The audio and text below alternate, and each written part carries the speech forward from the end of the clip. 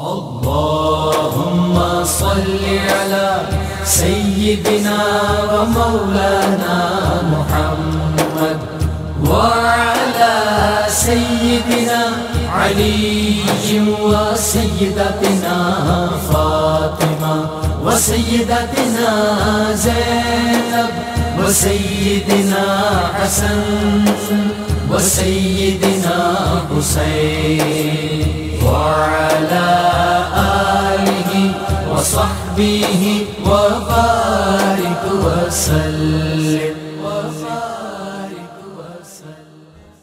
اللهم صل على سيدنا ومولانا محمد صاحب التاج والمعراج والبراق والعلم دافع البلاء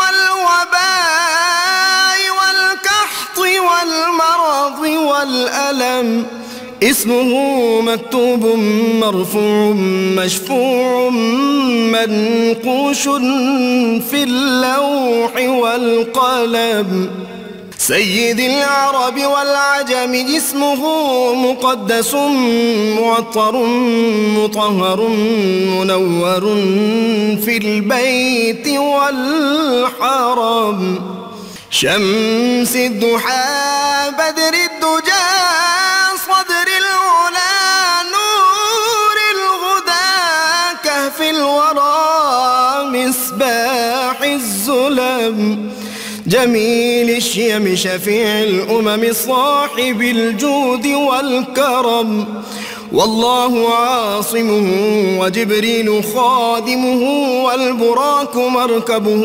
والمعراج سفره وفوق سدرة المنتهى مقامه وقاب قوسين مطلوبه والمطلوب مقصوده والمقصود موجود سيد المرسلين خاتم النبيين شفيع المذنبين أنيس الغريبين رحمة للعالمين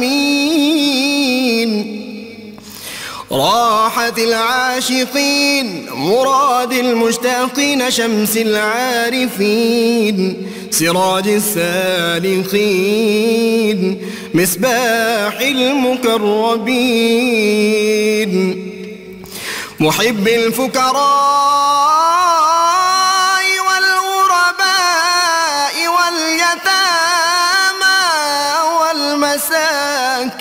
والمساكين سيد الثقلين نبي الحرمين إمام القبلتين وسيلتنا في الدارين صاحب قاب قوسين محبوب رب المشرقين ورب المغربين جد الحسن والحسين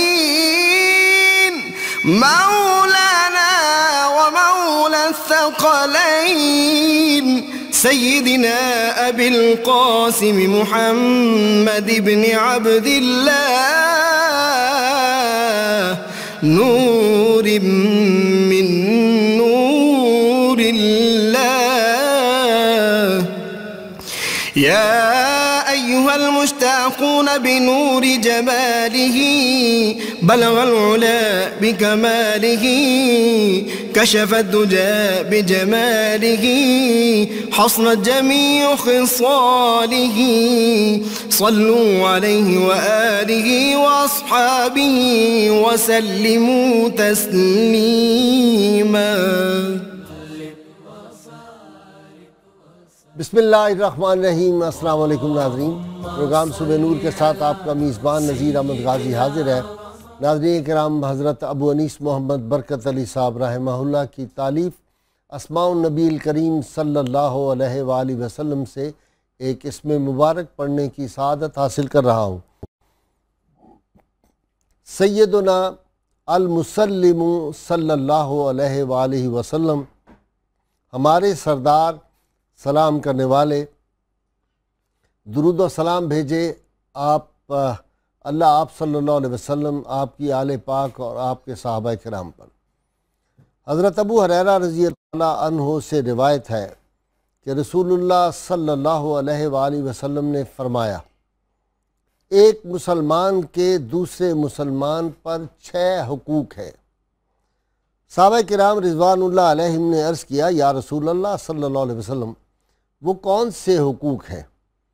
آپ صلی اللہ علیہ وسلم نے فرمایا، جب تم کسی مسلمان سے ملو تو اس کو سلام کرو، جب وہ تمہیں دعوت دے تو اس کی دعوت قبول کرو، جب وہ تم سے مشورہ طلب کرے تو اس کو اچھا مشورہ دو، جب وہ چھینک کے بعد الحمدللہ کہے تو اس کی چھینک کا جواب یرحمک اللہ کہو، جب وہ بیمار ہو جائے تو اس کی عیادت کرو، اور جب وہ فوت ہو جائے تو اس کی نماز جنازہ میں جاؤ۔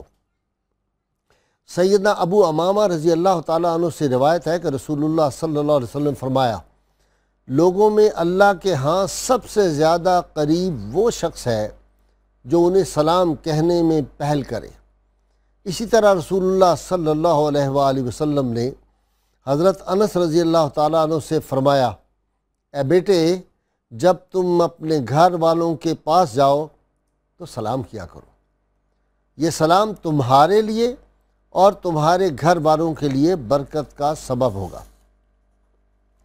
ناظرین کرام، آج قرآن حکیم کے مضامین کے حوالے سے ہم جو گفتگو کچھ اپنے پروگراموں میں بھی کر چکے ہیں، آج کا ہمارا موضوع ہے سورہ الفیل، اس کے مضامین، اس کے تفسیری نکات، اس میں پوشیدہ حکمتیں، اس میں کیا کیا اسباق ہیں، اور اس میں عظمت مصطفیٰ صلی اللہ علیہ وسلم کے حوالے سے کیا بیان ہوا ہے۔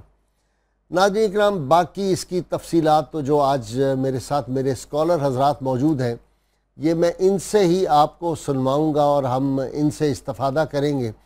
لیکن ایک بات جو اس واقعہ کے اندر، سورہ الفیل کے واقعہ کے اندر مجھے بہت زیادہ متاثر کرتی ہے، اور یقیناً آپ بھی سنیں گے اور آپ کی ایک قلب میں فرحت پیدا ہوگی، یہ واقعہ میلاد مصطفیٰ صلی اللہ علیہ وسلم کے سال میں ہی پیش آیا تھا۔ یہ واقعہ محرم میں ہوا تھا، اور 12 ربیع الاول کو نبی کریم صلی اللہ علیہ وسلم اس دنیا میں تشریف آوری آپ کی ہوئی۔ ناظرین کرام، جب ابرہہ مکہ مکرمہ کو ڈھانے کے لیے آیا تو وہ جس ہاتھی پر سوار تھا اس ہاتھی کا نام محمود تھا، اور یہ محمود نامی جو ہاتھی تھا، اس کے اندر 10 بڑے طاقتور ہاتھیوں کے برابر اکیلے میں طاقت تھی، اور ابرہہ جہاں بھی جاتا تھا، کبھی میدان حرب و ضرب میں، تو اس ہاتھی پہ جاتا تھا۔ اس کی رفتار بھی دوسروں سے زیادہ تھی، اس کی طاقت اور قوت اور بہادری اور دلیری بھی سب سے زیادہ تھی۔ جب یہ کعبہ کو ڈھانے کے لیے گیا اور جا کر انہوں نے 200 اینٹ جناب عبد المطلب، حضور سید عالمین صلی اللہ علیہ وسلم کے دادا جان کے اونٹ قبضے میں لے لیے، اور پھر کہا کہ ان کو سردار کو بلاؤ، اور جب سیدنا عبد المطلب وہاں پہ اس کے سامنے گئے ابرہہ کے، تو اس اونٹ نے جو ہی جناب عبد المطلب کا چہرہ انور دیکھا، ان کی پیشانی مبارک پر نظر پڑی، تو یہ ایک دم سجدے میں گر گیا۔ کیوں؟ میرے ذہن میں خیال آ رہا تھا کہ وہ جو ابرہہ کا ہاتھی تھا محمود، اس نے صاحب مقام محمود کا نور جناب عبد المطلب رضی اللہ تعالیٰ عنہ کی پیشانی مبارک میں دیکھ لیا تھا۔ ناظرین کرام، جب اس ہاتھی کا وہ منہ، اس کا رخ کعبہ کی جانب کرتے تو وہ فوری طور پہ وہیں پہ بیٹھ جاتا، پھر اٹھتا ہی نہیں تھا۔ اس کو مارا، اس کو انہوں نے وہ جو سلاخیں ہوتی ہے خاص، وہ جو ایک سوا قسم کی چیز ہوتی ہے، اس کے سر میں مارا، ہاتھی ٹس سے مس نہیں ہوا۔ جو ہی اس کا رخ کسی اور جانب پھیرتے تھے، اس کی رفتار تیز ہو جاتی۔ یہ سارے واقعات بڑے ایمان افروز ہیں، اور آج کے دور میں ہمارے لیے سوچنے کی بات یہ ہے، اور یہ جو واقعات قرآن حکیم میں پہلی امتوں کے بیان ہوئے ہیں، کہ جن لوگوں نے، جن امتوں نے، جن قوموں نے اللہ کے احکامات سے بغاوت کی، ان پہ پھر کبھی پتھروں کی بارش ہوئی، کبھی ان پہ طوفان آئے، کبھی ان کے چہرے بدل دیے گئے، اور کبھی پھر جو ابابیلوں سے ہاتھی مروائے گئے۔ لیکن اس بات کا خیال رہنا چاہیے کہ وہ کعبہ تھا اور صاحب تکریم کعبہ، کعبہ کو عزت بخشنے والی ہستی جو وجہ تخلیق کائنات ہے، کعبہ کی رب جو ہے وہ توہین برداشت نہیں کرتا، اور جو وجہ تخلیق کائنات ہیں جو لوگ ان کی شان پاک میں توہین کریں یا ان کی نیتیں بد ہو جائیں اور وہ چاہیں کہ حضور سید عالمین صلی اللہ علیہ وسلم کی ناموس کا تحفظ نہ ہو، ان کو اپنے بارے میں سوچنا چاہیے۔ میرا اس عاجز کا ایمان اور یقین ہے، اور کچھ واقعات میں بیان نہیں کر سکتا، پابندیاں ہوتی ہیں ہم پہ بھی، کہ اس دور میں بھی رب وہی ہے، اس کی قوت وہی ہے، اس کی قدرت وہی ہے، اس کی عظمت و شان یہ ہے، جس رب نے ابابیلوں سے ہاتھی مروائے تھے وہ آج کے دور میں بھی ابابیلوں سے ہاتھی مرواتا ہے، مروا سکتا ہے، اور قیامت تک یہ واقعات اس طرح کے بیان ہوتے رہیں گے۔ اللہ اپنے گھر کی بھی حفاظت کرے گا اور اپنے محبوب صلی اللہ علیہ وسلم کی عصمت و توقیر کی بھی حفاظت قیامت تک کرتا رہے گا۔ اس پہ پھر کبھی ہم تفصیل سے بات کریں گے۔ آج سورہ الفیل کے مضامین، اس کی حکمتیں، اس کے اسباق پہ گفتگو کرنے کے لیے میں نے اپنے اسٹوڈیو میں دعوت دی ہے علامہ رضا الدین صدیقی، ادیب ہیں، شاعر ہیں اور بہت بڑے اسکالر ہیں ہمارے ملک کے۔ ان کے ساتھ ہیں ماہر اقبالیات ہیں ڈاکٹر طاہر امیر تنولی صاحب، درجنوں کتابوں کے آپ مصنف ہیں۔ اور آخر میں ناظرین کرام میں آپ کو انتہائی دل سوز اور کمال کی جو آواز اور ڈوب کے پڑھتے ہیں نعت رسول مقبول صلی اللہ علیہ وسلم، ملک کے معروف نعت خان جناب قاری محمد افضال انجم صاحب سے سناؤں گا۔ آپ تینوں کا بہت شکریہ، آپ تشریف لائیں۔ جی صدیقی صاحب، میں نے آج سارے مضامین آپ پہ چھوڑ دیے ایک واقعہ بیان کر کے، وہ کیا کہتے ہیں شان نزول۔ جی، ایک جب کفار مکہ کا انکار بہت بڑھ گیا تو یہ وہ صورتیں ہیں متصل جس میں اللہ تبارک و تعالیٰ نے مکہ والوں کو وہ احسانات یاد دلائے جو نبی کریم صلی اللہ علیہ وآلہ وسلم کی برکت سے ان پر نہ جانے کب سے ہو رہے ہیں، جب سے مکہ آباد ہوا ہے اللہ تبارک و تعالیٰ کے فضل و احسان ان پر ہیں، اور یہ احسان کس لیے ہیں کہ حضور اکرم صلی اللہ علیہ وآلہ وسلم کی برکت ہے۔ مفسرین نے کہا ہے کہ جو اس کا صورت کا آغاز ہے نا، علم تری کیف فعل ربک، یہ ربک کی جو ضمیر بتاتی ہے کہ یہ جو ان کی حفاظت کی گئی اللہ کی طرف سے ایک ماورائی انتظام کے تحت، یہ صرف اور صرف اس کی وجہ نبی کریم صلی اللہ علیہ وسلم ہے، آپ کے وجود مبارک۔ اور یہ کہا گیا کہ 17 محرم کو یہ واقعہ پیش آیا اور اسی سال 12 ربیع الاول کو نبی کریم صلی اللہ علیہ وسلم کی ولادت مبارکہ ہوئی۔ اسے علمی اصطلاح میں ارہاس کہتے ہیں کہ وہ غیر معمولی واقعات معجزاتی جو کہ نبی کریم صلی اللہ علیہ وآلہ وسلم کی ولادت سے پہلے بھی ہوئے اور آپ کے بچپن میں بھی ہوئے۔ تو اس کا پس منظر یہ ہے کہ روم اور فارس دو بڑی سلطنتیں تھیں اس زمانے میں، رومیوں نے افریقہ فتح کر لیا۔ اب ان کی نظر جو ہے یمن کے علاقے پہ تھی۔ یمن کا علاقہ ایک بذات خود بڑا زرخیز اور خوشحال علاقہ، وہاں باغات وغیرہ، قرآن نے بھی اس کا ذکر کیا، بڑے پھل ہیں، اور ایک مرکزی تجارتی گزرگاہ جس میں کہ پرشیا سے، فارس سے آتا تھا، سمندر کی چیزیں آتی تھیں اور وہ پھر گزرتے ہوئے مکہ کے پاس سے گزرتی ہوئی خشکی کا راستہ مدینہ منورہ کے پھر شام کو وہ جاتی تھی۔ تو ان کی نظر اس تجارتی نقطہ نظر پر بھی تھی۔ تو یہ ہر دور میں رہی ہے، جی ہر دور میں رہی ہے تجارتی۔ یہ جو آج کل ہمارا سی پیک ہے اس پہ بھی بڑے دشمنوں کی نظر ہے، دشمنوں کی نظر ہے۔ اور آپ یہ دیکھیں کہ تاریخ کے بہت سے ادوار میں لوگوں نے مذہب کو اپنے ذاتی مقاصد کے لیے استعمال کیا۔ جی وہ ایک مذہبی جذبات ابھارتے ہیں لیکن اس کے پیچھے پس پردہ تجارت ہوتی ہے، مالی مفادات ہوتے ہیں۔ آج کے آپ بہت سے واقعات پہ غور کریں، وہ اسلحہ بیچنے کے لیے مذہبی جذبات اجاگر کیے گئے ہیں، اور مذہب کو بعض اوقات بعض بد نصیب لوگ انڈسٹری بنا لیتے ہیں۔ جی انڈسٹری بناتے ہیں، بیچتے ہیں، جی بیچتے ہیں۔ تو وہ بھی ان کے پیش نظر بھی انہوں نے پھر مبلغین بھیجے۔ ذو نواس نامی ایک یمنی صاحب مدیانوی کا ایک شعر سن لیں یہاں پہ، جی ضرور، پتہ نہیں ریلیونٹ مجھے لگ رہا ہے۔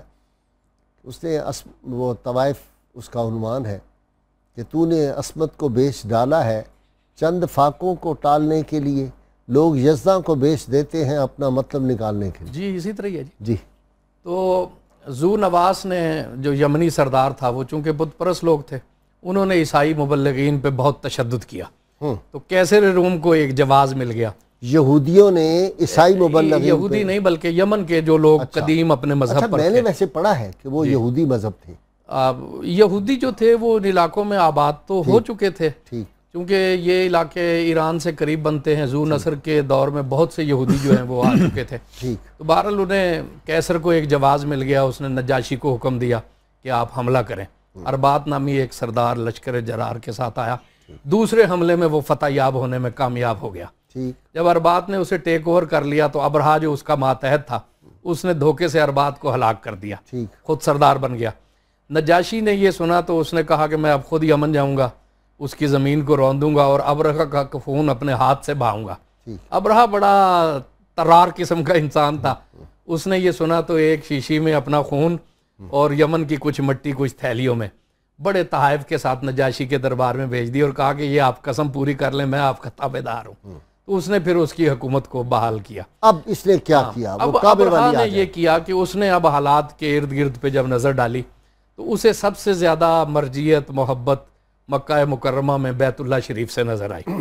لوگ جاتے تھے، حج کے لیے جاتے تھے، اس طرح انہیں تجارتی فائدے بھی ہوتے تھے، رزق کا سامان اللہ نے کر دیا تھا، جیسے اس سے اگلی صورت میں اللہ تبارک و تعالیٰ نے سورہ قریش میں فرمایا۔ تو اب ابرہا کی نظر اس پر تھی، اس نے یہ کیا کہ ایک بہت بڑا معبد گرجا بنایا، اس میں بڑا زر کثیر صرف کیا اور لوگوں کو اعلان کیا کہ اب آپ کو اس ایسے سادہ سے گھر میں جانے کی کیا ضرورت ہے، میں نے دیکھیں کتنا عظیم الشان معبد بنا دیا ہے، کلیسا بنا دیا ہے، یہاں آئیں۔ لیکن اہل عرب کی کوئی توجہ اس کی طرف نہ ہوئی، بلکہ وہ ایک کوئی صاحب گئے عرب کے تو انہوں نے وہاں کو بڑی شرارت کر دی اور اپنے وہ جا کے کچھ کہتے ہیں جلا دیا، کچھ کہتے ہیں گندگی لگا دی، گندگی بھی لگا دی، اور دونوں واقعات ہوئے۔ کچھ یہ کہتے ہیں کہ دانستہ جلایا، کچھ نے کہا کہ ایک قافلہ وہاں ٹھہرا ہوا تھا، چنگاریاں اڑ گئیں۔ بہرحال ابرہا کو موقع مل گیا، اب وہ اس کو غصہ آیا، غصہ آیا۔ پھر کیا کیا جی؟ غصہ آ گیا جی۔ ڈاکٹر تنوری صاحب آپ ٹھنڈے مزاج کے ہیں اور غصے کی بات ہے۔ جی بالکل جی، پھر اس نے وہی کچھ کیا جو اس سورہ مبارکہ کی پہلی آیت مبارکہ بیان کر رہی ہے، سبحان اللہ، الم تر کیف فعل ربک باصحاب الفیل۔ اب دیکھیں یہ پورا جو واقعہ ہے جب آپ اس کو دیکھتے ہیں، یہ کیا ہوا کہ کیا آپ نے نہیں دیکھا رسول اللہ صلی اللہ علیہ وسلم کی پیدائش مبارک تو 55 یا 51 دن بعد ہو رہی ہے؟ ہاں جی، اس پہ بھی بات یہیں سے شروع کر لیتے ہیں، الم تر سے۔ دیکھیں قرآن مجید جہاں کہیں بھی واقعات کو دیکھنے کی بات کرتا ہے تو ہم دیکھتے ہیں کہ 3 طرح کے الفاظ قرآن مجید استعمال کرتا ہے۔ کہیں الم تارا رویت کا ذکر ہے، کہیں لفظ شہادت کا ذکر ہے یعنی مشاہدہ کرنا، اور کہیں نظر کا لفظ آیا، دیکھنے کا ذکر آیا۔ اچھا، جب آپ اس لفظ کو دیکھتے ہیں علم تعالیٰ کا لفظ جو قرآن مجید نے استعمال کیا، یہ بڑی جامعیت کا حامل ہے۔ برائے میرے لیے علم تعالیٰ کا لفظ جہاں پہ بھی آتا ہے وہاں پر آپ کی فکری صلاحیتیں کام کر رہی ہوتی ہیں، یعنی آپ شعوری طور پہ اس چیز سے آگاہ ہوتے ہیں یا شعوری طور پہ آپ کو اس چیز سے آگاہ کروایا جا رہا ہوتا ہے۔ لیکن اگر آپ اس پورے واقعے کو دیکھیں تو اس واقعے کا ظہور، جیسا کہ علامہ صاحب نے ارشاد فرمایا، ارہاس کے واقعات کے زمرے میں آتا ہے۔ ارہاس رہس سے ہے، اور رہس کا مطلب ہوتا ہے سنگ بنیاد، یعنی وہ واقعات جن کو اللہ رب العزت نے ظہور بخشا آپ صلی اللہ علیہ وسلم کی ولادت کے سنگ بنیاد کے طور پہ، یعنی آپ سے پہلے وہ واقعات معجزانہ واقعات ہوئے کہ پتہ چل جائے کہ آنے والی ہستی کون ہے، اور ان کا براہ راست ربط حضور کی ذات کے ساتھ ہے۔ اور یہ جب آپ کہتے ہیں نا علم تارا کیف فعل ربک میں یہ نقطہ موجود ہے کہ جتنے بھی معجزات ہوئے، قدرت الہیہ کا جتنا بھی ظہور ہوا، اس کا مرکز حضور کی ذات ہے۔ وہ قدرت الہیہ کا ظہور ہی حضور کی نبوت کو ثابت کرنے کے لیے ہوا۔ اگر آپ اس واقعے کو بھی دیکھیں تو جب آپ اس واقعے پہ تھوڑا سا غور کرتے ہیں، ذہن میں ایک سوال پیدا ہوتا ہے۔ ایک شخص اٹھا، وہاں سے کعبۃ اللہ کو گرانے کے لیے آیا، کعبۃ اللہ کئی مرتبہ بعد میں بھی شہید ہونے کے واقعات میں ملتے ہیں، اس کا یہ اشر ہو گیا کعبۃ اللہ میں 360 بت رکھے، ان کو کوئی پوچھتا نہیں ہے، ایسا کیوں ہے؟ اس کا جواب ربک کے اندر ہے۔ وہ کیا ہے؟ دیکھیں مسئلہ یہ ہے کہ وہ جو باہر سے آیا، وہ اگر وہ حملہ کرتا، کعبۃ اللہ کو معاذ اللہ العظیم منہدم کرتا، اور قریش مکہ وہاں کے آبادیوں کو تکلیف دیتا، تہس نہس کرتا، وہ ایک الگ معاملہ ہوتا، کعبۃ اللہ کی تقدیس بھی متاثر ہوتی اور آبادی بھی متاثر ہوتی۔ یہ جو 360 بت رکھنے والے تھے، ان میں بہت سے ایسے تھے جنہوں نے آگے چل کے حضور کی اتباع کرنی تھی، اور ان کی نسلوں نے حضور کو قبول کرنا تھا، ایمان لے کے آنا تھا۔ سبحان اللہ۔ تو اللہ جو چاہتا تھا، مقصود کسی کو تباہ کرنا نہیں تھا، اللہ ہر چیز پہ قادر ہے۔ دیکھیں اس کی قدرت پہ آپ کوئی قدغن نہیں لگا سکتے۔ اللہ نے اپنی قدرت کے ظہور کے لیے جو چاہے، اللہ نے اپنی قدرت اس جو چاہنے کی وسعتوں میں سے اللہ نے چاہا یہ کہ میں اپنی قدرت کا ظہور اپنے رسول کی نسبت سے کروں گا، یہ بنیادی۔ اچھا، اب پھر علم ترا پہ آ جاتے ہیں۔ میں نے یہ عرض کیا، جب علم ترا کا آپ ذکر کرتے ہیں تو آپ رویت اور فکری طور پہ شعوری طور پہ ان چیزوں کو قبول کرنا، جاننا، مشاہدہ کرنا. تو ایسے لگتا ہے کہ جیسے پوچھا جائے کہ آپ شاہد ہیں اس واقعہ کی، آپ نے دیکھا تھا. اچھا اب دیکھیں بات یہ جو پیغمبرانہ شعور ہے وہ عام شعور سے بالکل مختلف ہے. ہمارا شعور جس طرح واقعات کو لیتا ہے جزون، میں بڑی سادہ سی بات کر کے آگے چلوں گا، علامہ اقبال، آپ اقبال یاد جزون لیتا ہے کہ شعور نبوت میں ماضی، حال اور مستقبل برابر ہوتے ہیں. پیغمبرانہ شعور اس حقیقت کو کل کے طور پہ لیتا ہے. ہم چیزوں کا گریجولی ادراک کرتے ہیں، ان کو اللہ ادراک دے رہا ہے. جب اللہ ادراک دے رہا ہے تو اب پھر میں علم ترا پہ آؤں گا. میں نے کہا جو 3 الفاظ قرآن مجید نے استعمال کیے وہ تینوں میں جمع ہیں. کیسے جمع ہیں؟ ایک تو فکری شعوری طور پہ آپ سسٹم کو اس واقعے سے بذریعہ وحی آگاہ کر دیا گیا، اور ظاہر حضور کے اوپر آنے والی وحی ہمارے مشاہدوں سے زیادہ بڑا مبنی برحق ایگزیکٹ مشاہدہ ہے. اب دیکھیں ہم دیکھتے ہیں، ممکن ہے صحیح نہ دیکھتے ہوں، لیکن جو حضور کو وحی دی جا رہی ہے وہ حقیقت ہے. میں صحیح بات بیان کروں گا تو سچ ہوگا، حضور جو کہیں گے وہ سچ ہوگا. یہ فرق ہے. دوسری بات آپ دیکھیں، یہ ظاہری آنکھوں والا واقعہ ہے.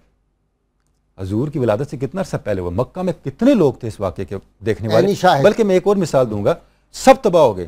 2 ہاتھیوں کو چلانے والے لوگ بچ گئے جو مکہ آ گئے، اور وہ اپاہج تھے. سیدہ عائشہ نے دیکھا، سیدہ اسماء نے دیکھا. تو کیا ذات رسالت میں آپ نے ان کو نہیں دیکھا ہوگا؟ خواتین دیکھ سکتے ہیں، مرد نہیں دیکھ سکتے، اندھے تھے. اور حیران کن بات آپ دیکھیں، اس دور کے شعراء نے اس واقعے کو بیان کیا. اچھا، نفیل ابن حبیب جو قبیلہ جاسم کا تھا، اس نے جو اشعار لکھے ہیں کئی شاعروں بہت سے لوگوں نے بیان کیا. کلام. اور آخری بات میں آپ کو عرض کروں، جو اس سوال کا بھی جواب ہے، جب ہم اس واقعے کی تعبیر کرتے ہوئے اس کو ایک عام واقعہ قرار دے دیتے ہیں، معجزے کے درجے سے اتارتے ہیں، ایک مثال آپ کو کفار مکہ کی نہیں ملے گی جو اس واقعے کا انکار کر رہے ہیں. واہ صدیقی صاحب، کمال کی ڈاکٹر صاحب بات کہہ گئے ہیں. اور یہ میں نے ایک دفعہ جب میں ایک بڑے ادارے میں لیکچر دے رہا تھا جہاں سے بڑے بڑے آفیسر حضرات ٹریننگ کے لیے آتے تھے، میں عمدن نام نہیں لے رہا، تو وہاں بھی اس طرح کے سوالات لوگ کرنے لگ گئے. تو میں نے کہا یہ جو سوال آپ کر رہے ہیں حضور صلی اللہ علیہ وسلم کی ذات پاک کے حوالے سے، کفار مکہ زیادہ ان کے دشمن تھے کہ آج کے جو نان مسلم ہیں وہ زیادہ دشمن ہیں؟ کہہ لیں کفار مکہ. میں کہا جو ان کو شہید کرنا چاہتے تھے. میں نے کہا ان میں سے کسی کو یہ اعتراض نہیں کیا جو اس وقت موجود تھے. کردار کی ہر جگہ بلندی، صفائی، اور ہر کوئی کہتا تھا کہ شبنم میں صبح کی طرح بے داغ جوانی گزاری ہے سرکار مدینہ. علم ترا کیفا کا جہاں شعور نبوت کو مخاطب کرنا مقصود ہے، وہاں کے ماحول اور معاشرے میں، کیونکہ 40 سال تو ہوئے تھے اس واقعے کو، اور یہ ایک ایسا واقعہ ہے کہ کوئی بھلانے والا واقعہ تو نہیں ہے نا. اگر کچھ لوگ اس دور کے نہیں بھی تھے تو کم از کم ان کے بیٹے موجود تھے جنہیں اس واقعے کا اچھی طرح ادراک تھا. یعنی یہ خبریں عام تھی. جی ٹھیک. تو کسی نے نہ اس کے کسی لفظ کی تعویل کی. یہ 40 برس تو آپ کہہ رہے ہیں نا کہ اعلان نبوت سے 40 برس جب حضور پیدا ہوئے ہیں، تو جب یہ آیتیں اتری ہیں اس سے 40 سال پہلے کا واقعہ ہے. کوئی غلط فہمی نہ ہو. جی ہاں، اس سے 40 سال پہلے کا واقعہ ہے نا جب یہ آیت اتری ہے. بالکل ٹھیک. تو ایسے راوی بھی موجود ہیں جنہوں نے خود دیکھا ہے، یا ایسے لوگ ہیں جنہوں نے کوئی اس کی بالکل ایسی خبر ہے ہڈیاں موجود تھی ہاتھیوں کی. تو اب آپ یہ دیکھیں کہ کسی نے اس دور میں اس کے الفاظ کی وہ تعویل نہیں کی. سورت کا انکار نہیں کیا، سورت کا انکار نہیں کیا کہ کب واقعہ ہوا، کیسے ہوا، آپ کیسے کہہ رہے ہیں. کسی نے انکار نہیں کیا. کسی نے نہیں کہا کہ یہ تو ایک وبا پھوٹ گئی تھی، یا یہ تھے کہ ہم پہاڑوں پہ چڑھ کے ہم نے پتھر مارے تھے. جی کہہ سکتا تھا کوئی، کہہ سکتا تھا. اگر یہ ہوتا تو اتنی آبادی تھی، کوئی ایک بندہ تو کہتا کہ ہم نے اوپر سے چڑھ کے پتھر مارے. بلکہ وہ میدان اتنا بڑا ہے، وہاں پتھر محل منجنیق سے بھی شاید نہ مار سکتے. وادی مقصر کو اگر آپ دیکھیں 60,000 کا لشکر ہے. مکہ والوں کی آبادی 60,000 تو نہیں ہوگی جی. تو وہ پھر نہتے لوگ جو ہیں ارد گرد ملا کے 10,000. جی ہاں، تو 10,000 لوگ 60,000 لوگوں کو جو کہ زروں سے مسلح ہیں، خود جنہوں نے پہنے ہوئے ہیں، ہاتھی جن کے پاس ہیں، تو اتنے بڑے لشکر کو پتھر مار کے بگایا جا سکتا تھا. صاحب آپ کی بات جاری ہے کہ مجھے بریک لینی ہے. ناظرین کرام، مختصر سی بریک کے لیے میں جا رہا ہوں، ہمارے ساتھ رہیے گا. آپ دیکھ رہے ہیں کہ یہ کتنے اہم واقعات اور کتنے علمی نکات، اور یہ دونوں حضرات صوفی بھی ہیں. اس کی صوفیانہ تعبیریں بھی آج انشاءاللہ تعالیٰ اولیاء کے حوالے سے بھی یہ بیان فرمائیں گے. ہمارے ساتھ رہیے. وسيدنا حسين اللهم صل على سيدنا ومولانا محمد وعلى سيدنا علي وسيدتنا فاطمة وسيدتنا زينب وسيدنا حسن وسيدنا حسين وعلى آله وصحبه وبارك وسلم اللهم صل على سيدنا ومولانا محمد وعلى سيدنا علي وسيدتنا فاطمة وسيدتنا زينب وسيدنا حسن وسيدنا حسين وعلى آله وصحبه وبارك وسلم ویلکم بیک ناظرین اکرام. جی صدیقی صاحب، وہ سیدنا عبد المطلب کا مکالمہ بھی ہوا تھا. جی ابرہا جب چلا رستے میں ذو نفر نے بھی مزاحمت کی کوشش کی لیکن اس نے اسے گرفتار کر لیا.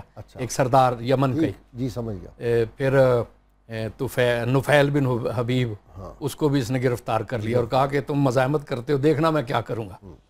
تو پھر جب یہ مکہ میں تو سراسیمگی پھیل گئی اور جیسے ہی وہ آ کے پڑاؤ کیا تو انہوں نے چراگاہ میں جتنے بھی جانور تھے وہ پکڑ لیے. ٹھیک، میں کالر لے لوں ساتھ، آپ کی گفتگو جاری رہے گی. جی السلام علیکم.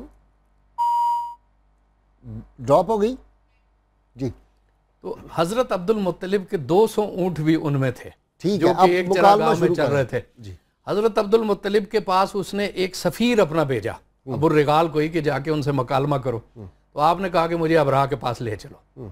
ابرہا کے جب آپ دربار میں داخل ہوئے تو جمال نبوت کا پرتاؤ چونکہ ان میں تھا، حضور کے نور کی وراثت ان سے چلی تھی، چہرے کے جمال اور روب کو دیکھ کے وہ تخت سے اتر گیا.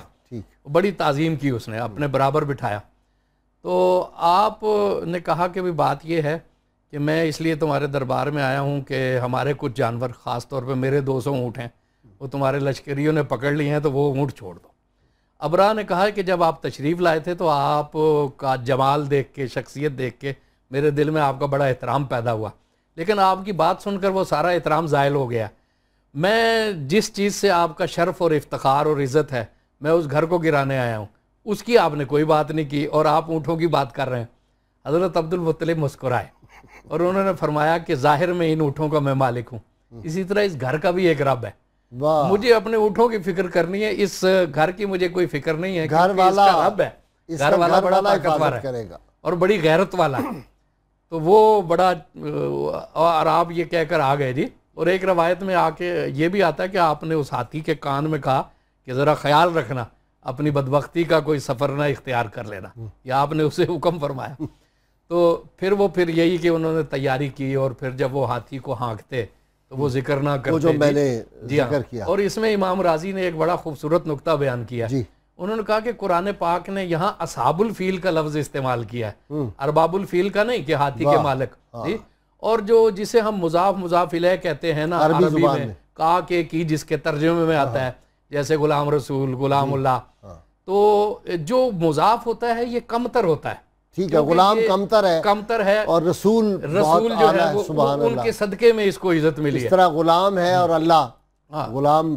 لیکن اصحاب الفیل میں جو ان کے مالک ہیں ان کو پہلے ذکر کیا ہے. اس کا مطلب یہ ہے کہ یہ اپنی ذہنیت کی وجہ سے ان جانوروں سے بھی گئے گزرے.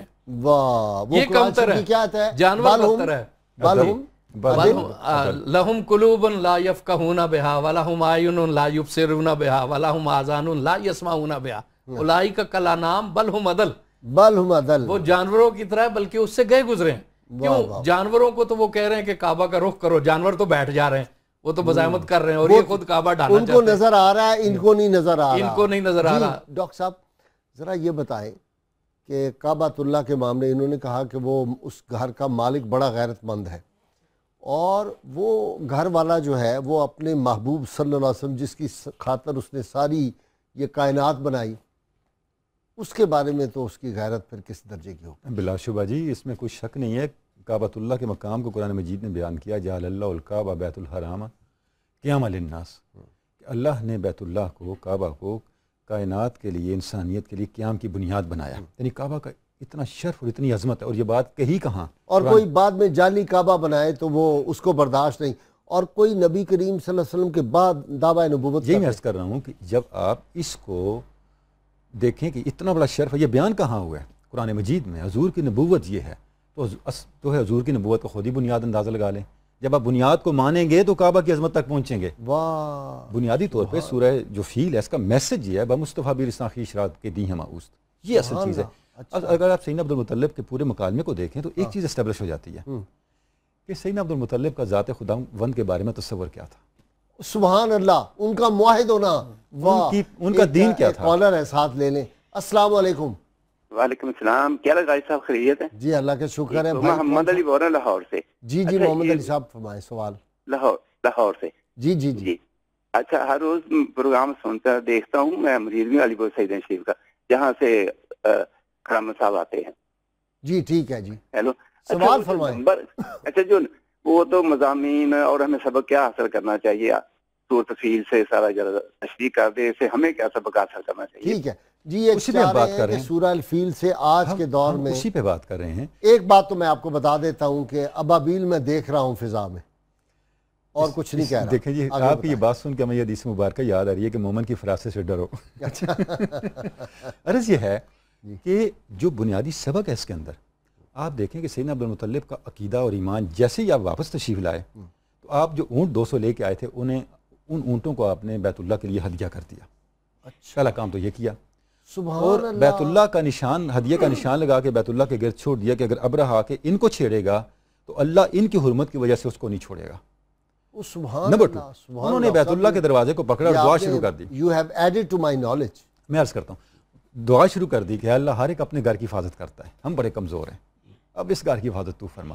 اب یقین دیکھیں، بڑا مجھے ایک چھوٹا سا واقعہ یاد آ رہا ہے. کہیں بڑے عرصے سے بارش نہیں ہو رہی تھی، وہ آپ نے صوفیانہ بات کی تھی نا، تو فیصلہ ہوا جی کہ نماز استسقاء پڑھتے ہیں. سب لوگ نماز پڑھنے جا رہے ہیں، سخت دھوپ ہے. ایک شخص کے پاس چھتری ہے. کسی نے کہا چھتری کس لیے لے کے جا رہے ہیں؟ اس نے کہا نماز استسقاء پڑھنے جا رہے ہیں، واپسی پہ ضرورت پڑے گی. یہ یقینا چاہیے، یہ عقیدہ چاہیے. سبحان اللہ. عبدالمطلب نے کیا کیا؟ سبحان اللہ ڈاکٹر صاحب، جب آپ نے دعا کر لی، اہل مکہ کو کہا اب یہاں سے نکل جاؤ، پہاڑوں پہ چلے جاؤ. یہ یقین تھا جب ابرا آئے گا تو اللہ کا عذاب اترے گا. یعنی اس سے یہ پتہ چلتا ہے کہ آپ صلی اللہ علیہ وسلم کے اجداد کا ایقان کیا تھا. ایک کالر آپ کی اجازت سے. السلام علیکم. السلام علیکم جناب. وعلیکم السلام. جی بھائی یعقوب صاحب جلدی سے سوال فرمائیں. ڈاکٹر صاحب آپ کا بہت بہت شکریہ، اور اللہ پاک آپ کو صحت دے، آپ کو لمبی زندگی دے. آمین. آپ کو دیکھ کے بڑا روح خوش ہوتی ہے میری، جب بھی میں آپ کو دیکھتا ہوں بڑی روح خوش ہوتی ہے میری. بہت شکریہ. تھوڑی سی التجا یہ تھی کہ حج کے متعلق تھی کہ یہ جو سعودی گورنمنٹ نے یہ 2000 ریال کا جو مسئلہ بنا دیا ہے، تو اس کے لیے اگر آپ کچھ غور و فکر کریں، کوئی غریب لوگ جو کمیٹیاں ڈالتے ہیں، حج پہ جاتے ہیں، عمرے پہ جاتے ہیں، صحیح آپ اتنی پریشانی ہو گئی ہے. تو میں جی ریکویسٹ کریں گے انشاءاللہ تعالی. اور میرا نہیں خیال کہ سعودی جو شاہ ہیں اس وقت سربراہ اس حکومت کے، ان تک یہ بات صحیح طور پہ نہیں پہنچی تھی، نیچے منسٹریوں نے کی ہوگی. ہم ان سے ریکویسٹ کرتے ہیں کہ غریب جو مسلمان نہیں جا سکتے، بڑی مشکل سے ہوتے ہیں، تو یہ جو بہت ٹیکس زیادہ لگا دیا ہے اس کو کم کیا جائے. آپ کی ریکویسٹ انشاءاللہ تعالی امید ہے مجھے کہ کسی نہ کسی حوالے سے وہاں پہنچے گی. جی میں یہ عرض کر رہا تھا کہ یہ جو سیدنا حضرت عبدالمطلب کا طرز عمل ہے اور جس طرح سے آپ نے کعبۃ اللہ کی حفاظت کے اہتمام کے لیے جو کچھ کیا، یہ بھی ایک عمل ہے. یعنی آپ یہ نہیں کہہ سکتے کہ عمل ان لوگوں نے نہیں کیا، کیونکہ بہت سے لوگ اس کی تفسیر کرتے ہوئے یہ بھی کہتے ہیں کہ جب تک آپ عمل نہیں کریں گے تو اللہ کی طرف سے بھی کوئی مدد نہیں اترے گی. اور پھر تھوڑا سا آگے چلتے ہوئے کچھ لوگ ایسے بھی ہیں جو اس کو بالکل عام واقعات کے ساتھ جا کے اس سطح پہ اتار دیتے ہیں، معجزے سے نیچے اتار دیتے ہیں. تو یہ چیز بھی پیش نظر رہنی چاہیے کہ قرآن مجید نے جہاں بھی معجزات کو بیان کیا ہے ان کو معجزائی سمجھنا چاہیے. یہی نبوت کی دلیل ہے.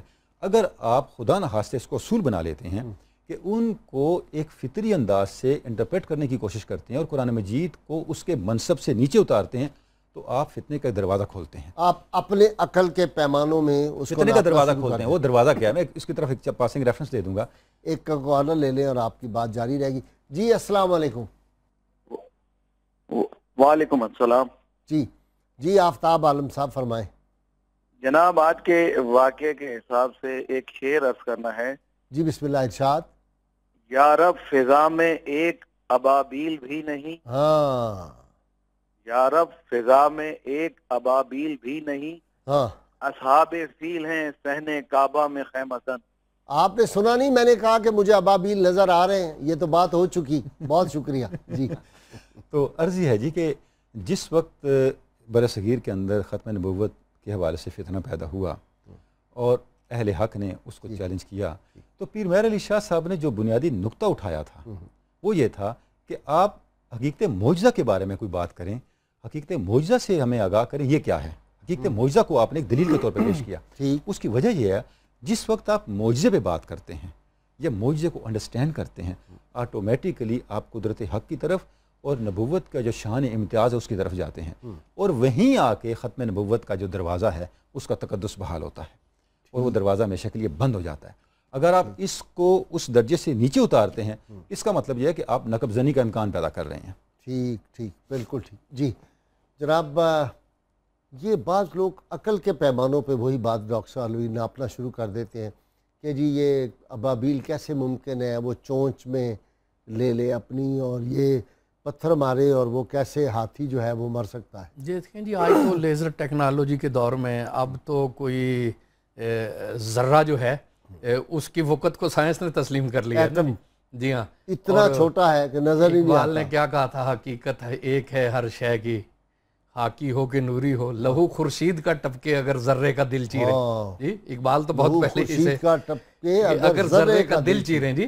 تو آج تو آپ یہ دیکھیں کہ آپ کی عقل آج سے 50 سال پہلے جو کہہ رہی تھی، اگر آج سے 100 سال پہلے مدفون لوگوں کو زندہ کیا جائے اور انہوں نے یہ آپ اپنا سیل فون دکھا لیں تو وہ کیا کہیں گے اسے جی؟ ان کو ایمو دکھائے تو اس لیے پیر صاحب نے ایک بڑی اچھی بات کی ہے کہ یہ جو کہتے ہیں نا کہ میں آج کا سوال پوچھتی ہوں۔ ناظرین کرام، آج کے سوال کا وقت ہو گیا، اور جو حضرات ہمارے سوال کا صحیح جواب دیتے ہیں ان کو ہم کسان آئل کی جانب سے گفٹ پیش کرتے ہیں روز۔ مصحف قرآنی کی ترتیب کے لحاظ سے سورہ فیل سے قبل کون سی صورت ہے؟ اور جو کل ہم نے سوال آپ سے پوچھا تھا، امام زین العابدین رضی اللہ تعالیٰ عنہ کا وصال پاک 95 ہجری 95 ہجری میں مدینہ منورہ میں ہوا تھا، اور وہ جنت البقیع میں مدفون ہے۔ درست جن حضرات نے جواب دیا، سب سے پہلے ان کے نام ہیں کشور منظور قصور، عبداللطیف طارق لاہور، قدسیہ قیوم صاحبہ اسلام آباد، محمد ندیم یمبو سعودی عرب، محمد حیدر رضا فیصل آباد، گل مینا کراچی، طیب زاہد منڈی بہاؤدین، طارق باجوہ چوک اعظم لیا، محمد اکرام سفیر راول پنڈی، ہما شفیق صاحبہ کراچی۔ آپ سب حضرات کو آپ کے گفٹ آپ کے گھروں پہ انشاءاللہ تعالی ڈیلیور کر دیے جائیں گے۔ جی صدیقی صاحب، کہ اس بنا پہ معجزے کا انکار کرنا، وہی میں عرض کر رہا ہوں کہ کچھ کہ یہ فطرت، جسٹس پیر محمد کرم شاہ صاحب نے ضیاء القرآن میں جو لکھا وہ آپ فرما رہے ہیں کہ بہت سے لوگ اس لیے معجزے کی تعویل کرنے کی کوشش کرتے ہیں کہ اس کائنات میں کوئی چیز فطرت کے قوانین سے ہٹ کر نہیں ہوتی۔ آپ نے فرمایا کہ معجزہ جو ہے وہ ایک عادت اور روٹین سے ہٹ کر ہوتا ہے، فطرت کے قوانین سے ہٹ کر نہیں ہوتا۔ آپ یہ کیسے دعویٰ کر سکتے ہیں کہ آپ نے فطرت کے سارے قوانین کو دریافت کر لیا؟ سبحان اللہ سبحان اللہ۔ فطرت کے سارے قوانین کو آپ یا تو دریافت کرنے کا دعویٰ کریں، معجزہ بھی قانون فطرت کے تحت ہی ہوتا ہے، لیکن نبی فطرت کے جن قوانین سے واقف ہے ہم ان قوانین سے واقف نہیں ہیں۔ ولی جس قانون تک پہنچتا ہے ہم وہاں تک پہنچتے نہیں ہیں۔ تو یہ ایک عادت سے ہٹی ہوئی چیز ہے، خارق للعادت اسے کہتے ہیں عربی میں، خلاف فطرت نہیں کہتے، یہ فطرت کے مطابق ہی ہوتا ہے۔ لیکن ہر شخص کی فطرت کی شناسائی جو ہے وہ اپنی ہے، اپنے مقام اور مرتبے کے مطابق ہے۔ کل یوم ہوا فی شان، وہ کوئی اور ہی ہے جو دیکھتے ہیں۔ جی ہاں، تو اس لیے آپ یہ دیکھیں کہ آنکھ صرف یہی نہیں ہے، ایک دماغ ہی انسان کے جسم میں نہیں ہے۔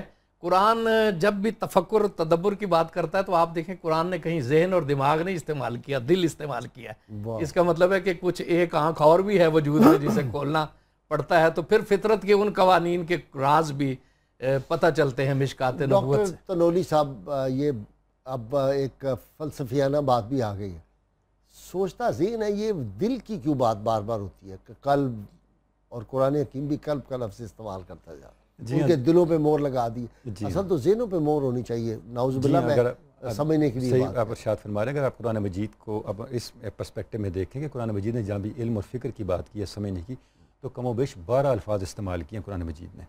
تعقل ہے، تدبر ہے، تفکر ہے، شعور ہے، قلب ہے، فواد ہے، 12 الفاظ استعمال کیے ہیں. قلب کیا ہے، اس پہ اہل حق کی بڑی تحقیق ہے. مختصر ہم یہ عرض کر سکتے ہیں کہ یہ آپ کے شعور کی ایک سطح ہے، آپ کے شعور کی ایک سطح ہے جو اس شعور سے گزرنے کے بعد آپ پر کھلتی ہے، آپ پر ریویل ہوتی ہے. جب آپ اور ہم کبھی بھی یہ دعویٰ نہیں کر سکتے، دیکھیں یہ تو دور رہ گیا، آپ یہ دعویٰ نہیں کر سکتے کہ آپ نے اس ذہن کو پورا استعمال کر لیا ہے. یعنی آج تو سائنس ہمیں یہ بھی بتاتی ہے کہ ہم پوری زندگی کہتے ہیں دنیا کے ذہین ترین لوگ، میں نے اس پہ بہت پڑھا ہے، انہوں نے کہا کہ 28% یوز کیا، بہت کم یوز کرتے ہیں. لیکن مسئلہ یہ ہے کہ شعور کی ہر سطح کو ایکسپلور کرنے کا ایک الگ طریقہ ہے. ڈاکٹر صاحب ایک بڑی خوبصورت بات، لائف از فار لیونگ، ایک بڑی زبردست کتاب تھی، اب تو وہ ناپیدی ہوگی، ملتی نہیں. اس میں اس نے ایک بڑا خوبصورت فقرہ لکھا. اس نے کہا there are many people in this world who live in a mansion but they occupy only the basement. ایسا ہی ہے. اچھا جی، ایسا ہی ہے. جب اس وادی میں جہاں پہ یہ ہاتھی جو تھے ان کو کنکریاں پڑی، ابابیل آئے اور ان کو تباہ نحس ہو گئے، وہاں سے نبی صلی اللہ علیہ وسلم کا جب گزر ہوتا تھا صحابہ کے ساتھ، آپ کہتے ہیں جلدی گزرو. جی ہاں، جلدی گزرو. اس کی واقعہ تو اتنے اور ہو گیا. قوم عاد و سمود کی وادیوں سے بھی کئی دفعہ گزرے. لیکن اس کا مطلب یہ ہوتا ہے کہ جو رحمت ہوتی ہے وادی محصر ہے، کیا ہے وہ، اس کا مطلب یہ ہے کہ جو اللہ تبارک و تعالیٰ کی رحمت ہے اس زمین پہ رہتی ہے قیامت تک، اس کے اثرات. رحمت دائمی ہے جی، کیونکہ اللہ کی صفت ہے نا، اللہ کی صفت میں انقطاع تو نہیں ہے. تو جہاں اللہ کے محبوب بیٹھتے ہیں، اللہ کے محبوب بندے بیٹھتے ہیں، وہاں پہ رحمتوں کا نزول ہوتا ہے. اور جہاں مغضوب بیٹھتے ہیں وہاں پہ غضب، یہاں غضب ہوتا ہے. جی آپ یہ دیکھیں نا کہ قرآن نے کہا کہ یہ کافر مر جائیں گے تو ان کے مرنے پہ نہ زمین روئے گی نہ آسمان روئے گا. اس کا مطلب یہ ہے کہ جب مومن مر جاتا ہے تو وہ زمین کا ٹکڑا بھی افسردہ ہو جاتا ہے کہ اب وہ ذکر و فکر یہاں منقطع ہو گیا ہے. اور آپ یہ دیکھیں کہ اس پہ تو قرآن کریم کے بہت سے شواہد ہیں نا کہ جہاں اللہ کا بندہ ہوتا ہے وہاں رحمت ہوتی ہے. حضرت موسیٰ علیہ السلام سے کہا گیا تھا نا کہ جہاں کوئی غیر معمولی واقعہ دیکھو وہی خضر کے ملنے کی جگہ. وہ یوشع بن نون نے عرض کی تھی کہ میں ایک واقعہ بتانا بھول گیا کہ مچھلی زندہ ہو گئی تھی. تو حضرت موسیٰ نے کہا تھا کہ جن فضاؤں میں خضر کے انفاس کی خوشبو بسی ہوئی ہے وہاں مردہ زندہ ہو جاتا ہے. کیوں جی ڈاکٹر صاحب آ جائیں اب منطقی سوال اور فلسفیانہ. بالکل ایسا ہی ہے جی، علامہ صاحب نے صحیح اشارہ فرمایا کہ اثرات موجود ہیں. کوئی چیز بھی دیکھیں کائنات میں ضائع نہیں ہو رہی. آپ کی سوچ، آپ کی فکر، آپ کا عمل، اس کے اثرات مرتب ہو رہے ہیں. اور اعمال کے اثرات جب قرآن مجید کی روشنی میں ہم اس پہ بارہا بات کر چکے ہیں، یہاں ماضی میں بھی ہو رہے ہیں اور مستقبل میں بھی ہو رہے ہیں. یعنی اسلام کا جو تصور عمل ہے وہ آپ کی ہستی کو ماضی سے مستقبل تک متاثر کرتا ہے اور عمل کبھی ختم نہیں ہوتا. تو صالحین کی اپنی برکات ہیں، اور معاذ اللہ العظیم جہاں پر اس طرح کے لوگ ہیں جنہوں نے اللہ کے قانون کو چیلنج کیا، اللہ کی ذات کو چیلنج کیا، وہاں پہ اللہ کا غضب ہوا، تو اس کے اثرات وہاں پہ موجود ہیں. اچھا ڈاکٹر صاحب دیکھیں نا، آپ اہل نظر کہتے ہیں کہ کائنات میں جو انرجی، ڈیوائن انرجی، سب سے زیادہ طاقتور انرجی جو ڈیوائن جس کا نزول ہوتا ہے وہ کعبۃ اللہ ہے اور گنبد خضرا ہے. اس کا ثبوت میں آپ کو عرض کرتا ہوں. اگر آپ عمرہ کے لیے جائیں یا حج کے لیے جائیں، ایک فکرے میں آپ ایک فکرے میں جائیں تو آپ دیکھیں کہ وہاں پر آپ کے نوافل اور وظائف رہ جاتے ہیں. اس کا سبب کیا ہے؟ کعبہ کی تجلی اتنی زیادہ ہے کہ آپ کے جو چھوٹے چھوٹے نور جو آپ نے اکٹھے کیے ہوئے تھے وہاں مدم پڑ جاتے ہیں. اور دوسرا یہ حکم ہے کہ فرائض کے بعد صرف کعبۃ اللہ کو دیکھیں کیونکہ تجلی اکبر ہے. آخری بات کر لیں، بڑی عبادت. آج ہم نے ساری سورہ فیل کو ڈسکس بھی کر لیا، تو ناظرین کے لیے ایک چھوٹا سا میسج. علامہ نے کہا تھا کہ پھر سیاست چھوڑ کر داخل حصار دین میں ہو، ملک و دولت ہے فقط حفظ حرم کا ایک ثمر. بہت شکریہ ڈاکٹر صاحب، آپ کا بھی، صدیقی صاحب آپ کا بھی بہت شکریہ. ناظرین کرام، کتاب الشفا سے نسخے کا وقت ہو گیا. حافظہ کی کمزوری دور کرنے کے لیے 1 پاؤ روغن بادام پر 41 بار سورہ علم نشرہ پڑھ کر دم کریں اور رات کو سوتے وقت 1 چمچہ 1 کپ گرم دودھ میں ڈال کر پی لیں. انشاءاللہ تعالی دماغ کی کمزوری دور ہوگی، حافظہ مضبوط ہوگا. اور میں یہ بھی ساتھ دعا کرتا ہوں کہ اللہ کرے کہ روغن بادام جو ہے یہ آپ کو اصلی مل جائے. یہ 2 نمبر ہماری مارکیٹیں بھری پڑی ہیں، لیکن نیک لوگ موجود ہیں. مجھے لوگ امریکہ سے جو ہے وہ شہد بھیجتے ہیں اور وہاں سے یہودیوں کے فارم سے آتا ہے اور وہ اصلی شہد ہوتا ہے، پاکستان میں ڈھونڈے سے نہیں ملتا. حضرت سیدنا علی المرتضیٰ شیر خدا کرم اللہ وجہ فرماتے ہیں قرآن میں کلام ہے جو حق و باطل کے درمیان فیصلہ کرنے والا ہے. ناظرین کرام، مجھے کل ڈاکٹر مسز خالد صاحبہ کا ملتان سے بہت تفصیل سے فون آیا. انہوں نے کہا آپ نے آج کل وہ دعا کرنی چھوڑ دی ہے اور وہ دعا آپ ضرور کریں. مسز خالد ابن عزیز، ڈاکٹر خالد ابن عزیز صاحبہ، انہوں نے کہا تھا کہ وہ جو آپ دعا مانگتے تھے نا روز کہ یا اللہ کریم جو لوگ پاکستان کو مرد آباد کہتے ہیں، جو پاکستان کے دشمن ہیں اندرونی بیرونی، اللہ ان کو تباہ و برباد کر، ان کی نسلوں کو برباد کر. تو وہ دعا میں یقیناً کچھ دن مصروفیت ہوتی ہے اور ذہن میں باتیں ہوتی ہیں.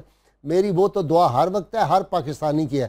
اللہ تعالیٰ پاکستان کو تا قیامت سلامت رکھے اور ہمارے وہ فوجی بھائی جو سرحدوں پر سردی گرمی کی پرواہ کیے بغیر اس ملک کی سرحدوں کی حفاظت کر رہے ہیں، اللہ تعالیٰ ان کی حفاظت فرمائے. اور اللہ تعالیٰ پاکستان کے دشمنوں یا پاکستان کو نقصان پہنچانے والوں، پاکستان کو لوٹنے والوں پر اللہ تعالیٰ ابابیل بھیجے. اور میں فضا میں دیکھ رہا ہوں اللہ کریم آپ کا حامی و ناصر ہو. اور میں اجازت آپ سے لوں گا اور جاتے جاتے اب قاری افضال انجم صاحب کی آواز میں کمال کی نعت ہے، ضرور سنیے، آپ بھی لطف اندوز ہوں گے. جی قاری صاحب. جی باتوں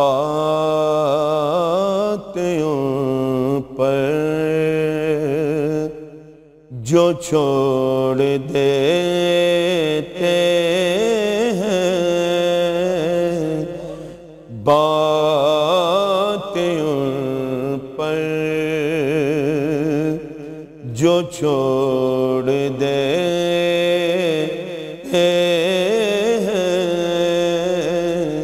دل شکستہ وہ جوڑ دیتے ہیں. ان کے جودو عطا کا کیا کہنا، ان کے عطا کا کیا کہنا، لاکھ مانگو کروڑ دیتے ہیں، لاکھ مانگو کروڑ دیتے ہیں. وہ نظر جس طرف نہیں آتے، وہ نظر جس طرف نہیں آتے، ہم وہ راستہ ہی چھوڑ دیتے ہیں، ہم وہ راستہ ہی چھوڑ دیتے ہیں. کعبہ بنتا ہے اس طرف ہی ریاض،